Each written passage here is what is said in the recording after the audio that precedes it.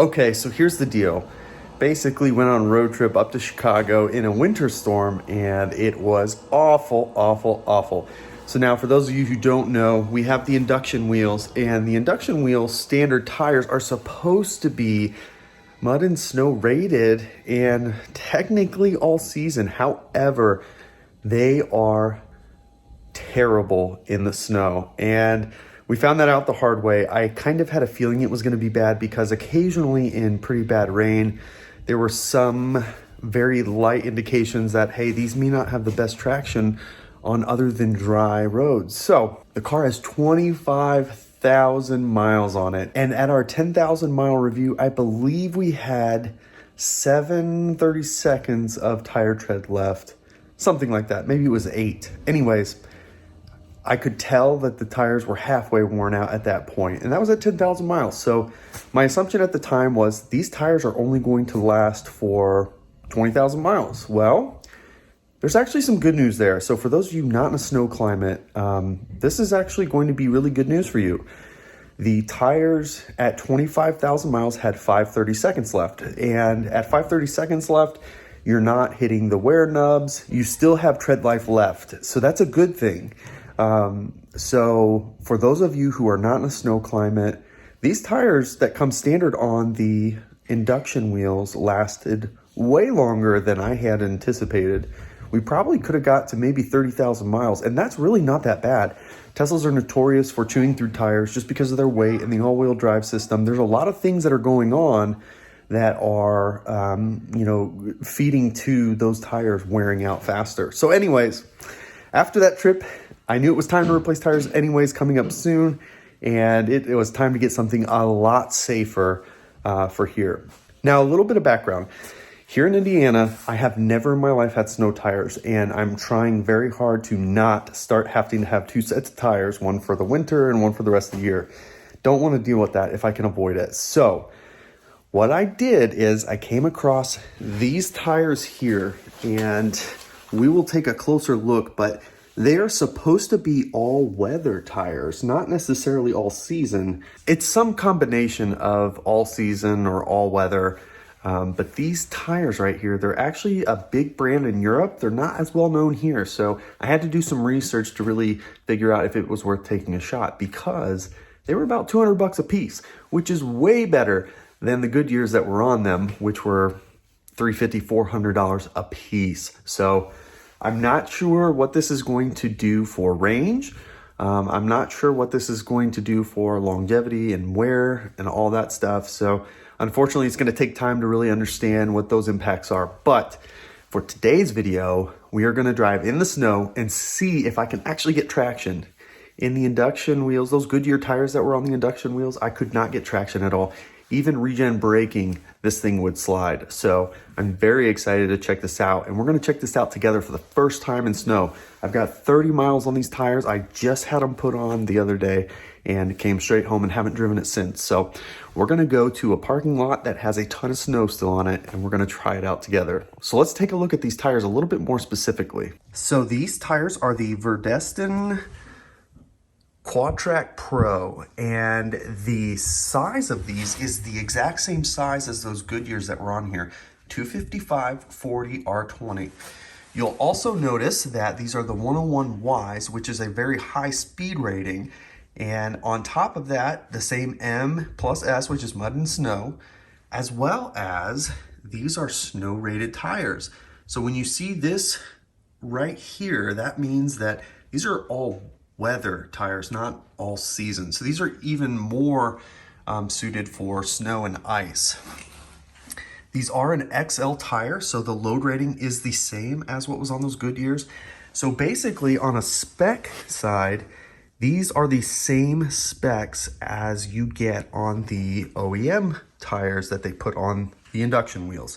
That was important to me because I did not want to mess with anything ever have to deal with, hey, if I could just get cheaper tires, which I could have, let's just get exactly the same specs. The tread on these is very aggressive, which is nice. This should really help in icy and snowy conditions. So we will see how well those grip. They appear to be, if you look at these are kind of a lot like a traditional snow tire. So kind of cool there, I guess. And then right here you can see the all seasons are listed here. So we have spring, summer, fall, winter, rain, snow, dry roads, all of that stuff. So that's good. And also, these are the extra load, as I said. And if we look down here, they're made in the Netherlands. Here's somewhere it tells you. These are inside-outside tires. These are not directional, which makes this way easier to deal with on a maintenance side. Let's go ahead and get in the car, hit some snow, and see how it does. Okay, so here we are. I'm at the parking lot of an establishment that's probably closed in your neighborhood too. So lots of snow. I do have to be careful because it looks like some people were out here trying to have some fun. So there's some bigger chunks of probably taller than my bumper. So I need to be careful, but let me show you what I'm looking at right now. All right, so this parking lot has been plowed up the aisles, but in between, plenty of snow. Now here's the thing, I know for a fact how the previous tires would perform on basic snow like this.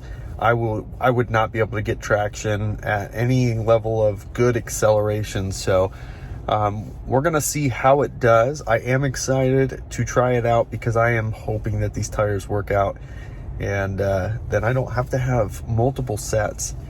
Now, last note about these tires.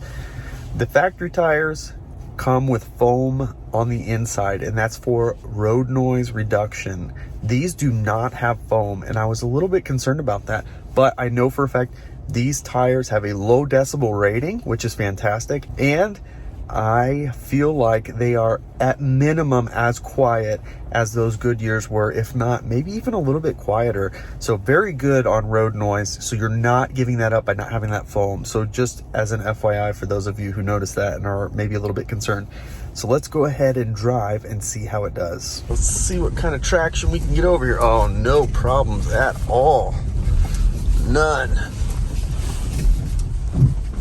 Go slow, a lot of chunky ice over here. No issues, no slippage, which is really nice. It's a little bit icy right there, big chunks. So as you can see out here, the snow is all the way up the curb, and these are pretty deep curbs, so it's pretty decent snow. All right, so let's see if we can have a drama-free acceleration now. No issues at all. None whatsoever. That's incredible. All right, let's stop again. Stop. That's pretty hard acceleration, no issues. We can try to do it slow, but I don't think that's really gonna teach you anything. Let's do it right here. Nice and slow. No issues. Just claws right through. I'll try to find a smoother spot and let's see if I can, so I can get a little bit more speed safely, of course. Let's do this. Let's see if I can get some decent speed going up right here and then see what it's like to stop. Let's see if we can do this drama-free again. All right, there's the acceleration. Go to the right a little bit. Able to turn, no problem. Go left a little bit, very, very bumpy. And then stop. Stops on a dime, no issue. All right, so I know it's hard to tell in a video, but hopefully you're getting a good feel for what these tires are like. I am 100% satisfied. This is leaps and bounds better than the factory tires if you're in a snowy climate. It should not be a surprise though. I mean, these tires are rated for this kind of stuff.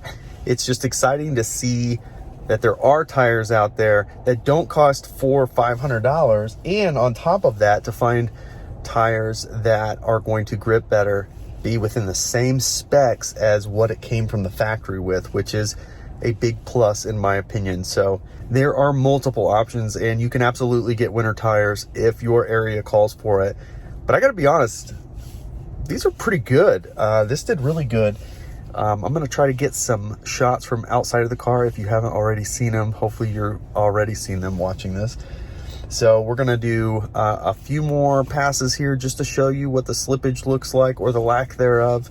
And then if you live in a snow climate and you have the induction wheels, this should be like eye-opening to you, because you've driven through this kind of stuff before and you know exactly how those tires perform in this. So yeah, I'm happy, I am satisfied. And $800 like on tires. I hate spending a ton of money on tires. I don't know why. I hate it. So finding an $800 set of tires for the Tesla is about half of what I was expecting to pay. So very happy. I hope that this video was helpful. I hope that if you are in a very similar situation, you live in the Midwest, you live in the snow belt, you live in Canada maybe, I really hope that this was helpful, because you know just as well as I do how terrible those tires are on snow. So this was money well spent. So we'll see long term how these hold up, if there's any impact to range. It's going to take some time to really understand how efficient these are on the highway.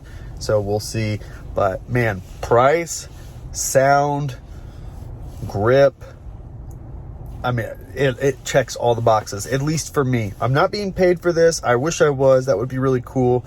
I do not have a referral code for you. What I can tell you is, if you are in Indianapolis, Big O Tires in Whitestown, they know what they're talking about with Teslas.